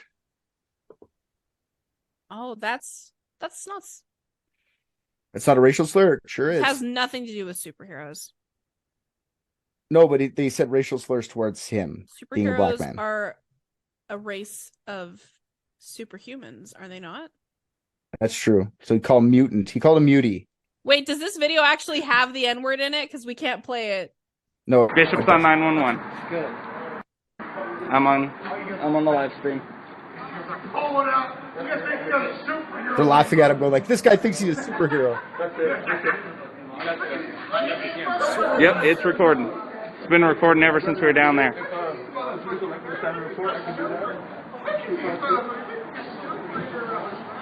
Yo, Washington's a mutual combat state. If you'd like to agree to fight, we can do that if you'd like to. Did you hear him? He goes, "Washington's a mutual combat state. If you'd like, we could do that." Yeah, so nice too. If you'd like, you can fight me. PJ has offered to engage suspect in orange shirt to mutual combat. Okay, so I'm just gonna skip a little bit of the video here because it's just long and drawn out. The cops pull up. Okay, they're in each other's face. The cops pull up. So Phoenix immediately goes and runs towards the police car, stops what he's doing with this guy, goes to the police car, and goes and talks to him. No, fuck you, bro. Put pepper spray cans. You want to fight? Oh, so you're gonna, Mr. So, Mr. Strider. Okay, so anyways, he goes and talks to the cops. I guess the cops say, he keeps going for them like, "It's okay if I fight them, right? It's like the fight state." The cops are like, "What? I guess so." So he leaves the cop car. Mask. The cop car, he took it off to talk to the police, and he'll put it back on, I'm pretty sure, for the fight. And then the cops say, "Okay, fight then, I guess," and they watch, which I find a little bit crazy. The guy that's lipping him off is like one of the friends. No, you didn't start. You might want to be careful. We now have 2 cops on the scene on University Way. I'll go. Ooh, we got the canine unit. Mr. Young, if they agree to fight, Awesome. You don't mess around with that. They're the best superheroes out here. They can't tell us fuckers on it. Let's keep it friendly, gentlemen. Oh no, he takes his stuff. Get away, hey, you back up. All right, guys, nobody intervenes. These two. We're all calm. All right, about to see mutual combat. You gotta check those. You gotta check those. That hurt. Oh, you gotta check those. You gotta keep those down with them. Don't try to take you alive. Please, stop doing that. See, I keep his jab. Oh, yeah, was after the king. I'm a piece of dog. Swing, you rushing and swing. You can't do that. You're now seeing Phoenix Jones fighting the suspect. Done. Suspect is down. Mutual combat is over. So Phoenix Jones fights a guy in the middle of the street. Jesus saying it's Christ, that mutual was combat. that was not a fair fight, Phoenix Jones versus Not Drunky at- McDad bod. Not really, at all. Really pulling for orange shirt to win. Weren't we all? God. Yeah. So Darren looks so upset. first of all, We all lost that fight. We all lost that fight. We all felt that loss together, brother. fighting is not legal in Washington. The law itself reads, it is unlawful for any person to intentionally fight with another person in a public place and therefore create a substantial risk of 1, injury to a person who is not participating in the fight, or 2, damage to property of a person who is not actively participating in the fight. So they keep going, like, he keeps using the excuse like, well, nothing's going to get damaged and nobody that's not involved. But like, that guy could fall and just smash his head on a window or something. So there's potential for damage to happen. You can't just fight in the middle of the street, dude. Which is why the law is worded that way. Yeah. No, for sure. Like you can't guarantee that guy in a tuxedo that you're challenging to a fight, it's not a rental, right? So for sure, any property damage, like that's somebody else's shirt, and if you rip it, like that was somebody else's shirt. It's not, anyways. I think when you loan out a shirt, you accept the risks of shirt loaning. Yeah. Yeah, if you get in a fight on the street, I'll be okay with it. Shirt loaning bylaws or whatever. Yeah, but anyways, he tricks the cops into thinking it's okay, and they watch. So I find that part hilarious. Like fucking cops. Well, like the cops don't know you can't fight in the street. What the fuck, man? Oh, I'm so embarrassed. I've been bamboozled. Swindled. Yeah, he never got charged with anything on that one either, because the cops said he could do it. So not a good look for Phoenix, though. Not really a good look for him at all. PJ's falling apart. PJ is falling apart. Like, he's an MMA fighter with professional fights under his belt, and he's fighting a super fat drunk guy in an orange shirt, like you said. So not that obvious. fat. He wasn't super fat. Yeah, he's American. Okay, just like dad bod. You're right, dad bod guy. Just like, I don't know. It's just not a fair fight, and it would have been ended with Jones just letting him play. Like, he could have just said no and then let the cops deal with him, right? I mean, anyway. Could he though? But could he? He could. No, his compulsion wouldn't let him, but he should have. Exactly. That's what I mean. He should have done that, and that could have just not happened. But he decided, I'm fighting him. And plus, like I said, he's getting more and more broken as time's going. Like, now he's starting to. By 2013, he's starting to like fight with everybody else in the Rain City superhero movement. Well, is you what know, they call with great power comes great responsibility, Richard. That's true. Or some other Spider-Man quote. I don't know if that's. That's the one. That's a good one. With great super suits come. It's a costume. I mean, wait. Oh, I can't even remember. Yeah. So he's starting to fight with everybody else in the superhero movement, and they like eventually mutually or non-mutually. Well, he's pissed one off. Really, like the way the other guys describe it like El Caballero, or whatever the fucking guy's name is. He claims that Phoenix stole a part of his super suit, which leads them all to fighting and eventually breaking up. So it started with him stealing his hat, his fucking helmet. Like, Phoenix stole one of their helmets. Now they can't trust him. He's stealing everybody's everything. Super headwear. I gotcha. Yeah, and plus, remember, Phoenix has no money, and he keeps asking for money. So they keep saying. Oh no, he's like, I was just making a mutual combat joke. You're fine. Yeah, no, but I'm just saying, this is other reasons. They're saying that he's starting to like ask for dues on like they have dues to be inside of the superhero movement. So it's a fraternity. Well, he lost his day job because of this. Well, that's true. not fair. If he's true. he's still working with disabled kids, he's just doing it at night and he's charging them the fee. Yes. Shadow Vision was never That's there. exactly what's happening. I never saw Shadow Vision. Socially disabled. So yeah, that's what they claim. He's starting to ask for money a lot. They say he's getting into gambling, they think, because he was playing poker a lot. Whatever. Phoenix claims he quit the group because the group had no organization. He was the group. Some people had illegal weapons in the group, and that's a big no-no. But his main thing No. is that the group wasn't in good shape to go and patrol with him. They're risking his life. They're all fat people who can't breathe. Some of them have asthma. You know, they can't keep up with me. They can't keep up with me. I think there needs to be an HR issue there. So he vowed to still patrol the streets at night alone, though. No more of this fucking these guys are weighing me down, literally. Who freaking needs them? You know? Yeah, Who needs exactly. them? But See, Phoenix but no, that would have been all right though, because if he had Captain Asthma there to fight Drunky McDadbod, then it would have been a fair fight. So this is why That's you true. need underlings when you're gonna do. The problem is he had underlings there. He could have sent them at those guys. He decided you I'm think going to was use my filming? MMA. Yeah. Captain Cameraman was fucking on the scene. Yeah, The that's cameraman that is the kid. problem. You gotta learn when to delegate, you know? That's the Delegate. key to being a good leader is delegation. Use the right tool. Yeah. I feel like honestly the superhero group broke up because Phoenix is They're just a becoming fucking more and more. superhero group of grown men, grown people. Sorry. They still exist just under a different name, which is fun. They still do the shit. So he now, just but left and they kept their own group together. They changed the name to Arc or whatever. But anyways, I think somebody called him on his bullshit, and he had a fucking temper tantrum and said, "You can't talk to me like that. I'm perfect crime fighter. Leave me alone." And he just left. He flipped They the table and explain all left. this crime that's still happening. Yeah. Phoenix.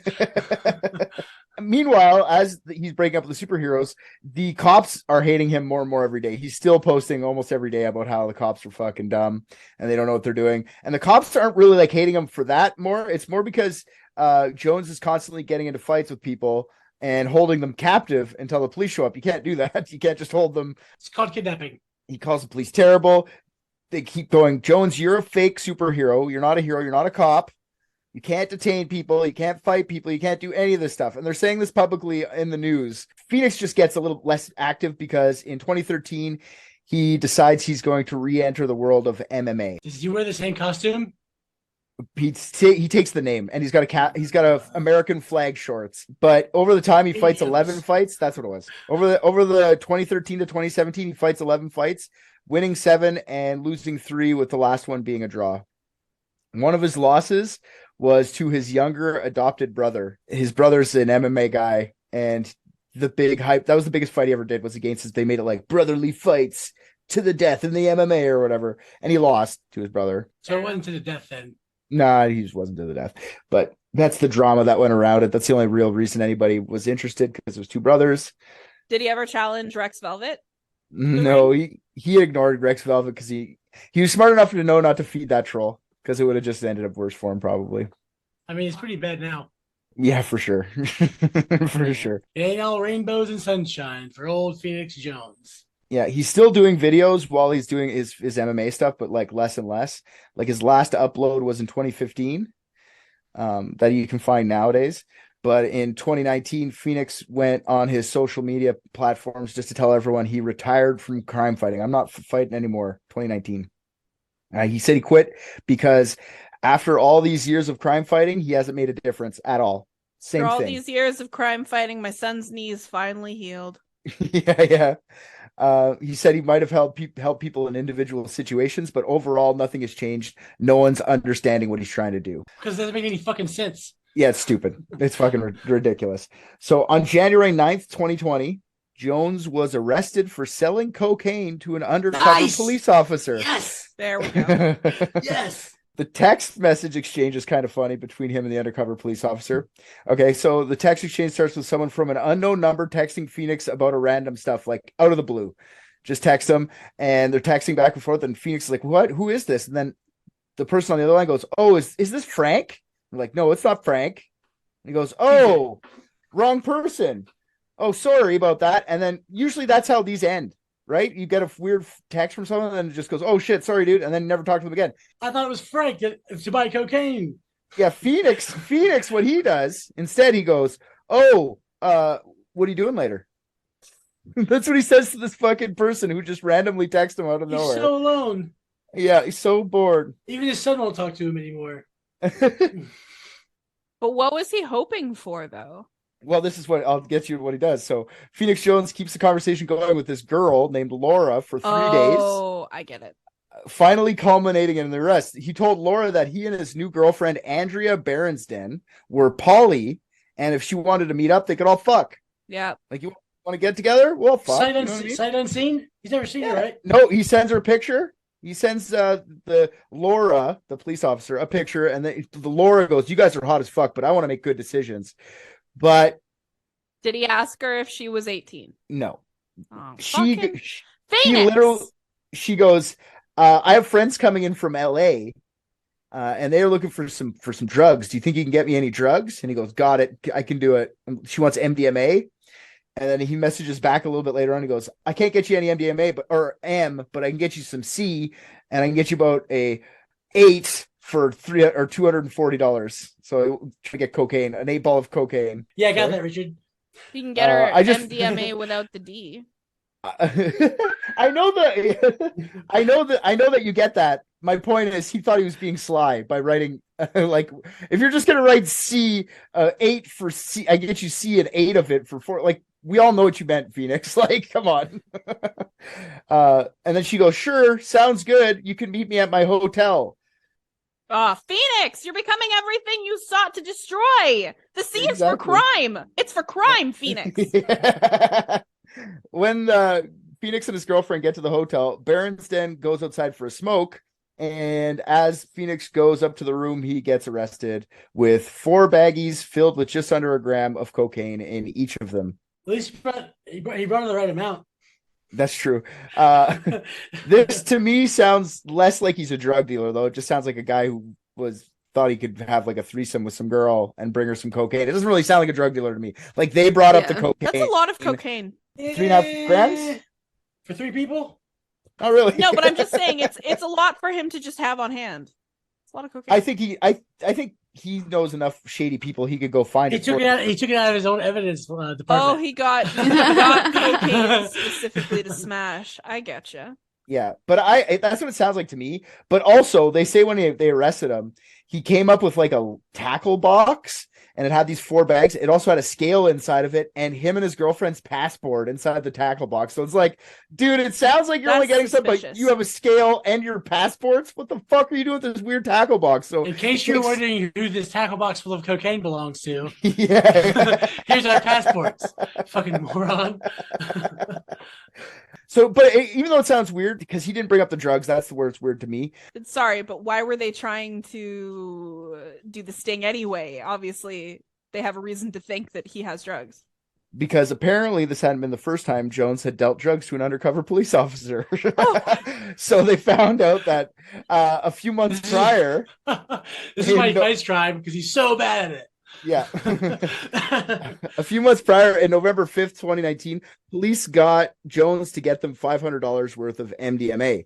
Jones required them to send half the money up front to his Venmo,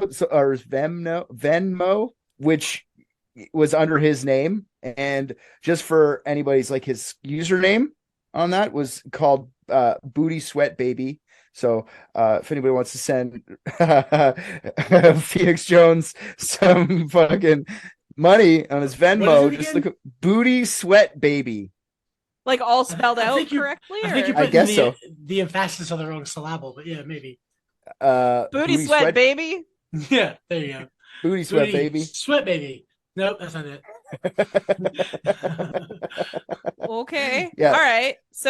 But he could get it. So he learned his lesson the first time. He's like, I can't get you No, MDMA. He didn't know. So that'll get me in trouble. Yeah, no, he didn't know. He didn't know it was undercover cops. This guy, it was a guy named John that his friend knew. That's how. And this friend was like, I would get him the drugs, but he wants you to bring it up, Phoenix, because he knows you know me. And he goes, okay. So Phoenix goes. Needs better friends. Phoenix is an idiot. This guy was setting him up for sure. Like, as if you would do that. You know the cops don't like you. Like, they're looking for you specifically, Phoenix. Come on. So Phoenix brings it to him, and the guy goes, thanks. And he says, I'll give you $100 tip, buddy. Thanks for coming. So he gives him $100 extra on top of whatever. That's what Phoenix says. And then when he leaves, he's like, in a couple days, can you get me some more of this? So the cops are trying to, like, string him along so they can get him, like, dealing drugs multiple times. And a couple days passed. They texted him again. And he said, yeah, sure, I'll get you some, but just kept ghosting them. So he never did it again. But then when the girl came into play... I was just about to say, he's not getting any ass for this. Why would he do it more than once? Yeah, so the next time it was Laura instead of Frank, so that's what he did it. So they ended up, when they arrested him, they got him for they arrested him for the drug trafficking, what did it, dropping his possession of intent to distribute. That's what that's what they got him for. Well, he distributed though. He did distribute. That was the charge. So sure, but they ended up dropping it to lesser charge of conspiracy. He got out of jail 6 hours later, never went back to jail ever because he pled guilty to the conspiracy. And I think that what he had to do is pay a fine, which was $640, and he had to be on probation for 2 years because he had a clean record, a cleanish record. Conspiracy, yeah, because he was in a room. Yeah, conspiracy to commit a crime with another person. So he knew, he talked to a guy. They wanted him to find drugs, so they were all talking about committing a crime, which is drug dealing. So it's the lesser crime of conspiracy. He kind of got off light. For the cops put in a lot of effort to get him with this. So he goes like, why are the cops? They're definitely, I committed a crime for sure. He says that, but like the cops let me off pretty light considering they didn't like me. But I think this was the intent, because by the time he was charged, possession with the intent to distribute charges, that was in the media right away. So they just made a fucking media announcement. So they wanted to make a hypocrite out of him. Yeah, they crushed his credibility, right? Any credibility he had left is gone now. They're playing the long game. Good for them. Yeah, because they would usually, up until this point, they've been playing defense with this guy. Every time he came in, they'd be like, but this time they were attacking him, and they got him, man. All the headlines, they got him. Former superhero charged with drug dealing. That's all the headlines, right? So, not you too, Phoenix. Not you too. Yeah. So now people just think that Jones is a drug dealer. Well, he is.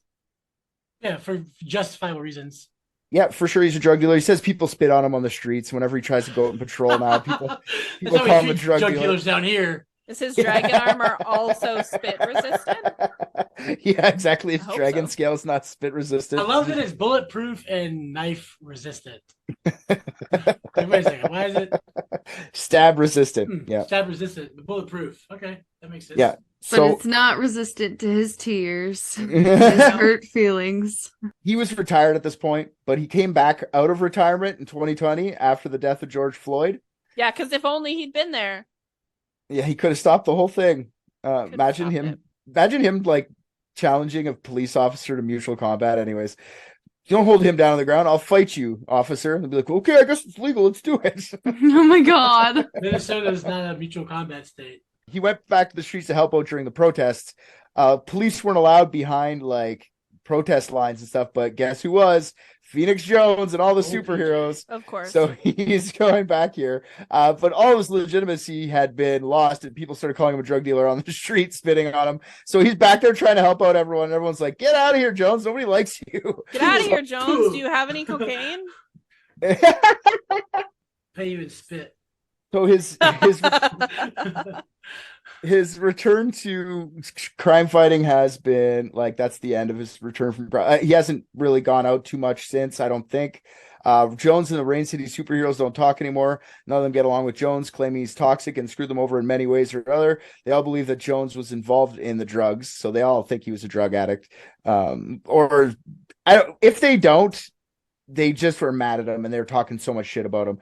And Jones says he was just the guy that the police were trying to get. He wasn't really doing drugs. They were just going for him. Well, probably not before his like posting of numerous videos about how they suck on the internet. They weren't. Exactly. And pepper spraying standers by and whatnot. That's a little bit about Phoenix Jones. Now, it's a very well done podcast about Phoenix that has 10 episodes, and it's called The Superhero Complex. It goes like way more in depth than I just did. If you want to hear more, go listen to that. It is really well done. I do want to be upfront about the whole thing though, because I looked into it after. The guy who hosts the show is named David Weinberg, and their production company Novel paid $6,000 to Phoenix for the interview. So you guys could take that for what it's worth as well. Actually, they paid $4,000. And what else? They paid $4,000 for the interview, and then $2,000 to go on patrol with them for one night. And what else? So that's it, man. No, it's not.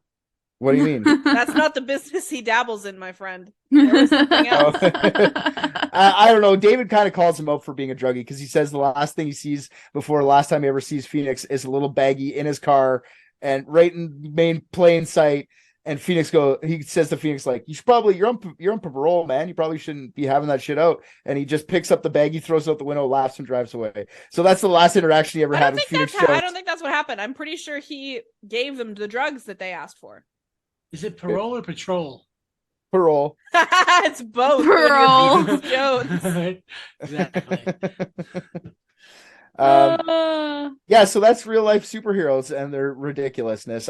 There's so many more. We could have went into 1,000, but those were my two favorite. Captain Ozone. Phoenix was a good choice. So yeah, mutual combat. So who gets Bush of the Week? I'm gonna say the Shadow Vision. Shadow Vision is getting Bush of the Week because Bush of the Week goes to Shadow Vision. He's out there representing the people. Well, when we started this, I didn't think that's how that was gonna go. That's because we were swindled. I'm sorry, but that's what happened to me. That's what happened to me naturally. I had to make you guys go through it too. You did. But I remember at one point hearing about Phoenix Jones, and I didn't go down this far of a rabbit hole, but I looked at a few of those YouTube videos, and I remember coming across the one you showed us of Rex and thinking it was a joke. And so it's nice to hear that definitely 100% confirmed he was a troll. I'm like, oh, okay, because that's what I thought when I watched it originally, was this is just a troll trying to get to this dude. Yeah. And honestly, it should have worked, but it didn't. It really didn't, because it really should have worked. In his private life, he bitched that guy out, but he never went out in public and said, "I hate that guy," which would have been amazing. It would have. Yeah, but if he did in public, he would have been like, "That gentleman is indeed unkind. I would challenge him to combat most mutual." Because that's the way he talks. But that's what we were all waiting for. The Rex guy kind of had some Bane attributes to his voice too. I don't know if you noticed that or not, Celeste. He was jealous of his sick mustache. He sounded Banish at times. Banish? What's that guy's name again? I should push people towards that website because it is pretty good. That guy does some cool videos. Corey. Ryan. I thought his name was Ryan something. Ryan Corey. Oh, we were both Corey. right. Yeah, it's Ryan Corey. Two first names. AKA Rex Velvet. With a mustache like that, I'd let him rock my velvet for sure. Yeah, so that's all I got for that. Hopefully you guys enjoyed that. That was a good one. That was a really good one. Yeah, I enjoyed that a lot. I love these ones that we come into it with just no fucking idea where it's gonna end. I don't appreciate your ruse, sir. I don't appreciate your ruse. This is the second time you've done this to Darren now. It's the same thing with good old Joe adopting all those babies that showed up in the stroller. I mean, I kind of knew about that one a little bit. I didn't. Yeah, I know. I remember. I was upset. Where did the babies come from, Richard? Where did the babies come from, Richard? Did you know that we have a sticker of that now? Really? That's awesome. Yeah, it's really funny. Yeah, I didn't even really. I told you there'd be no babies inside the house today. So that's. No, just babies with skinned knees in water park parking lots. That's true.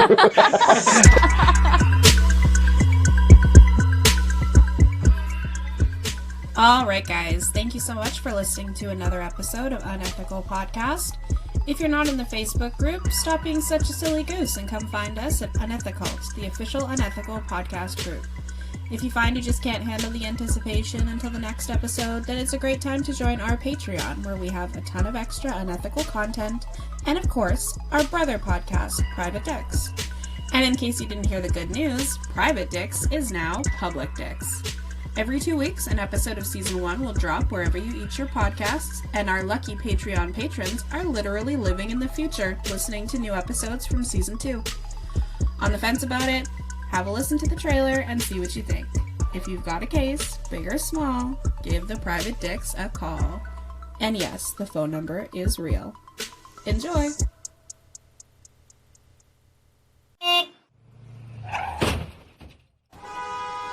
Have you got a mystery that needs solving? Where is Amelia Earhart? We know. Who the hell was D.B. Cooper? Easy. Bermuda Triangle? Probably solve that one next. Here at Private Dicks, we guarantee a mystery solved every episode. That's with a capital G. Every second Friday, the Private Dicks take a client, record their session, and solve the world's greatest mysteries. One by one. Private Dicks solve them, no problem. God, I love just crushing mysteries. Search up Private Dicks on your favorite podcatcher, and you can solve a mystery too. The mystery of what's your favorite podcast? It's Private Dicks. Another one solved. If you have a mystery to be solved, call 1-855-PRVT-DIX. That's 1-855-PRIVATE-DICKS. Call 1-855-PRIVATE-DICKS and leave us the rundown of the case. Maybe the Dicks will solve it. 855 Private Dicks.